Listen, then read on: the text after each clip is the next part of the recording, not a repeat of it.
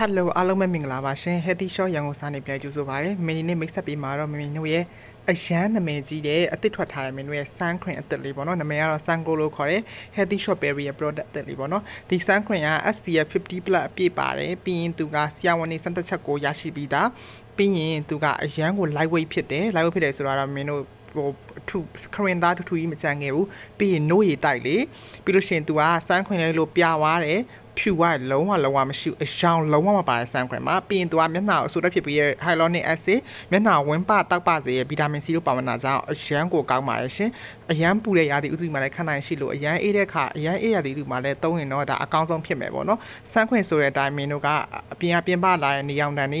UV light တွေ UVA UVB အပါဝင်ဖုံမှုန့်နဲ့အညစ်အကြေးတွေမျက်နှာတွေကိုစိတ်ဝင်မလာအောင်စမ်းခွင်ကကွာတာစီပေးထားရပေါ့နော်ဒီလိုမျိုးဟို100%ပေါ့နော်ကိုမျက်နှာကောက်ွယ်ပေးနိုင်မဲ့စမ်းခွင်မျိုးရှာနေစမ်းကလို့ရှိပါမယ်ဈေးနှုန်းလေးကတော့50 ml မှာ29,900ပဲကျတင်ပါမယ်ရှင် store ကတော့ limited stock ဖြစ်တာကြောင့်အမြင့်ဆုံးဝယ်ထားမှစိတ်ချပါမယ်ရှင်